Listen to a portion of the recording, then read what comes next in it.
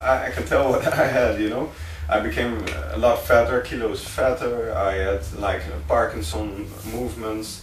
I had pains. I had,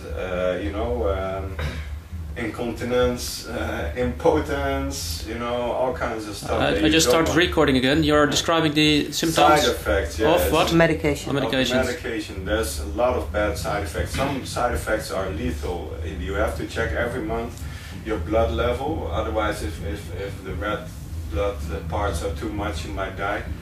So some are really, really nasty and dangerous and not nice. You know, you cannot concentrate. It suppresses your feelings. And later on, when I describe the brain research, I can explain why it doesn't help. Een van de bijwerkingen is vaak zelfmoordneigingen. En bijwerking ook kan plotselinge dood veroorzaken. Yeah, it's true. Yeah, people die of medication. And this friend of mine who's locked up now with psychosis, he felt so bad because of the medicines that he didn't want to live. So he was suicidal. So that's what I also say. Like I told you, many people who start to hear voices had a trauma, but then the voice hearing experience can be a traumatic too. You know, that they think there was a problem of me, that I thought there's something bad happening with my soul. But many people become completely, suicidal or do really, zelfmutilatie komt ook veel voor. Self-mutilation or. So this voice hearing experience can be traumatic, but it's really important for psychiatry not to create an extra trauma with the medicines with isolation and medication. Locking up, you know. So that's what I try to tell the people in psychiatry. So these people, Do they listen? Yeah. Well, they try. They try, but yeah, they but do a lot of people, some people, if they take the time to listen. But still, medicines is the god of the psychiatrist. Maar dat maakt ze hanteerbaar, hè? Even if somebody is sad because somebody died or a love broke up, and they go to the psychiatry, they say, "Oh, we got antidepressants." Yeah. You know what pops up in my mind in the last 10 minutes is Derek Ogilvie. Oh. You know the Scottish guy? Derek Ogilvie. You know, he's like hearing voices from the afterlife. Oh, cool. Heb je dat gezien? Op de tv komt hij altijd zo'n soort van charm medium. Oh yeah. Dat is precies hetzelfde. Ja, dat is ook. Small guy. Yeah, small guy. Yeah. You know, and he made a specialism out of his his voice. And he makes a living. A lot of money. He helps. Hopefully, he helps people, and he makes a living. He makes money out of this. En hij kweekt ook wel een soort van bewustzijn natuurlijk.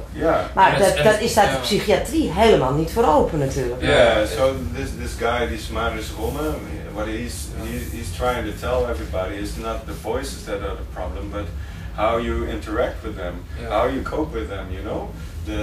That's the difference. If you find a good way to cope with them, then it's no problem. But if you become really scared or you do everything the voices say... If you tell them to shut up, what do they do? Yeah, that's a good question, you know. Well, they become silent many times, but you can also go into a dialogue with them, you know. Yeah. I will talk about that a little bit later, okay? Okay. Yeah, there are many ways to cope with them. Yeah. But it's a good question. You can't just do that, and it's a good idea.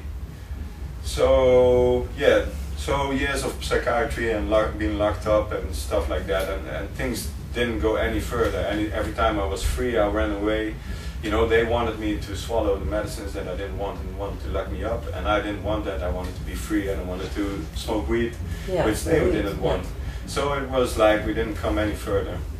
Later on, some things happened, and I was also, a little time homeless outside my fault. But they locked me up because they were afraid that I would get homeless. But when I was homeless, because of them, maybe. Yeah. I was with a woman, and she flipped out, and she went to a psychiatric hospital, and they stopped the house, and they emptied the house. But I had a contract, but they didn't care, and I was on the streets. And then when I asked them, can I stay at the mental hospital, they say no. But years before, they locked me up because they were afraid that I became homeless. But when I was homeless, there was nobody home. But then the last time I was in the mental hospital, it was voluntarily, and I stopped smoking weed because it was not nice, and in fact, it kept the psychosis going on. and I was really afraid and tired and didn't feel good. So yeah, this helped me become normal again. And I found some medicines that didn't have side effects when I swallowed them before I go to bed. That's a good advice. If you have medicines, which sometimes can help a little, you know, if you take them before you go to sleep, then the side effects are during the sleep and you don't have a problem with it. But the most important thing was that I believe I could recover, and that I could believe I could fulfill my wishes and my goals in life, you know, that I could have my own place again, that I could, you know, be happy and be healthy and have fun with my friends. I could travel and, you know, do my study, I could get a job and all these things. Believe that I could get back into the life that I wanted. And as for the voices, they never went away from medicines. You know, if I had 0 medicine, if I had 100 milligrams of Seroquel or 600, it didn't matter. And if you take LSD again? Oh, I'm not ready for that. No, wait a little bit with that, yeah. But, you know, the way I found out to cope with the voices, it was like this. It was a side effect of that I began praying a lot, because I figured, you know, these voices that are here, they are like nasty spirits, because they became very nasty. I had all kinds of experience of nice voices, really nasty voices. Yeah, putting you down or something. Yeah, really nagging you and bullying you and saying things that really are scary and not nice. So I started praying a lot. I thought, you know, I'm going to get some spiritual backups here, you know. So I asked for Jesus and Buddha to come and help. But because I went praying so much, I developed my inner voice really good. And I started to, you know, when I thought inside, I could hear myself speaking at the same volume, at the same level as the other voices. But this was my voice and my thoughts. So this helped me a lot in 3 ways, actually. And I want to make a training or a therapy for people, or I want to spread the word about this, because it's a way that people can cope with voices themselves. First, you know, if you develop your inner voice, it makes your thoughts more concrete. You can get more grip and control over your thoughts, you know. Second, if you use your inner voice with me, it blocks out the other voices. So if I'm talking inside myself, I don't hear the other voices. And third, I can go into a dialogue with the voices. And that's really interesting. You can just talk with these voices. And you know, there's also a guy in Maastricht. He's a psychiatrist now, but he was a student of Maurice Romme. He developed voice dialogue, in which, you know, he talks with the voices that voice hearers hear, and the voice hearer tells what the voices say, and he just asks them, you know, hello, my name is this and that, and what's your name, and how did you why did you come into the life of this person, and what do you think about this person, what do you think this person thinks about you, and he tries to mediate between the voices and the person and try to make a nice relationship between the two of them. And actually yesterday, for the first time in my life, I did this with her. She went talking to my voices. In fact, we had a trialogue. You know? I talked with her and she talked with me, and we both talked with the voice. And it was really liberating for me. It was really nice to finally share this. But how does it work? I mean, you have to speak out the voices you hear, and then you have an answer to those voices. And they react immediately. Op verschillende stoelen zitten. The official way is that there are different chairs, and that this person has his own chair, but when he sits on another chair, one of the voices is asked to speak.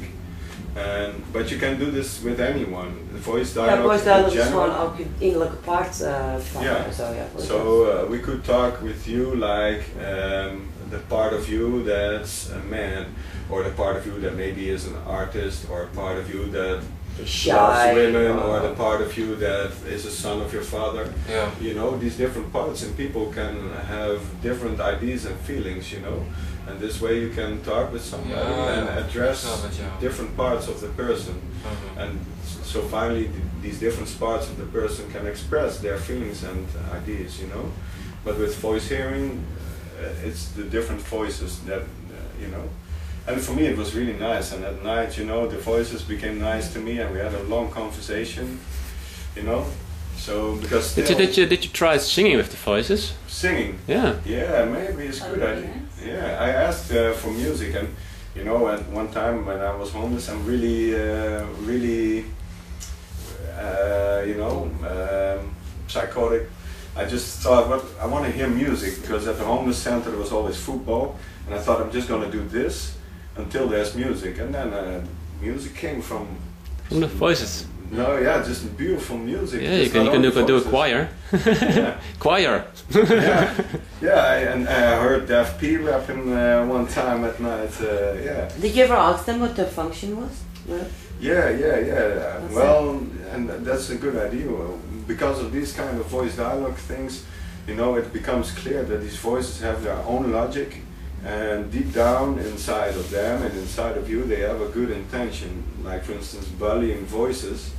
When you ask why they bully, eventually they say, we want this person to be more assertive and to stand up for itself and learn how to make their own decisions. But it's a pretty cruel way to do so, you know.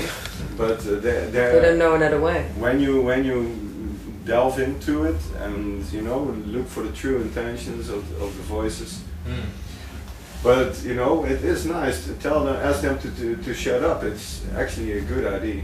I was at a sweat lodge recently with Lakota tradition sweat lodge, and the lady, she told me that actually in spirit world there's a kind of law that if you ask a spirit to leave 3 times, it has to leave. You know. But what you're doing when you say raising your inner voice, you also changing your own energy. Yeah. You're taking control over your body again. That's it. That's what's happening. Yeah. Then you're saying, okay, this is my body. Get out of my energy my mind. Yeah. And that's also very important in the inner dialogue. Yeah. That's you become the owner of the home. Get back in control of your own mind, and that's one of the things that you know. If you that's the strange aspect of the voice hearing experience, that because everybody feels that most people feel that their thoughts and feelings are private. You are the only one that knows about them. But when you hear voices, all of a sudden these voices know everything you feel and think, and that's like your sense of privacy is invaded, you know. And that's why people get suspicious and paranoia, because there is actually something checking you out in your most private part. Het is ook letterlijk wat er gebeurt. Iets neemt je huis over, je lichaam over. It's like somebody is all of a sudden in your house and talking to you all of the time, and if you ask them to leave, they don't leave or something. Yeah. But you know, and sometimes I have the same feeling with the auras and like entities living inside of me. And I can't, you know, push them out or something. Yeah. The only thing I can do is design and make a pyramid so it flows somehow. So this is your house? Yeah. Yeah? Nice, man. Thank you for your hospitality. Yeah, it's a pleasure. Thanks. Yeah. But this kind of things help regenerate the energy. Also de Leila die hier loopt. Dat is waarschijnlijk ook waarom jij de eerste keer deze ervaring heeft, want het is een open medium, dus je krijgt veel sneller die ervaringen. Alleen inderdaad is het dus handig als er dan meer begeleiding daarbij is om het weer terug te krijgen. Yeah, if people around you are open-minded to it, you know, and don't right away judge or put labels on it, but just are open-minded and you can talk about it. That's the most important thing. That's what I try to get across in psychiatry too, because now in psychiatry everything is focused on medication and societal functioning, social functioning, but it's about the experience. And if you want to talk about such a private and sensitive experience, you know, and about traumas, you have to have trust. But if you lock people up and force them to take medicine, and the trust is gone. So if you really want to help people who hear voices, it's important to be open-minded and friendly and gain their trust, so that they are willing to talk about it, and you know, and even not to be afraid to talk with a voice actually. And I think interact on emotional level. Yeah. What I experience with psychiatrists is that they're blocked on the emotional level. They learn to block their emotions. Maar dat is dus ook wat maybe because of the voices, hè? Maybe because of the stigma. People don't tell in psychiatrie, als ze in een psychiatrische inrichting zitten, dan hoor je heel veel mensen niet vertellen dat ze stemmen horen. Want dan zijn ze bang dat ze of isoleren moeten of extra medicatie moeten. Dus ze vertellen het niet, omdat ik daar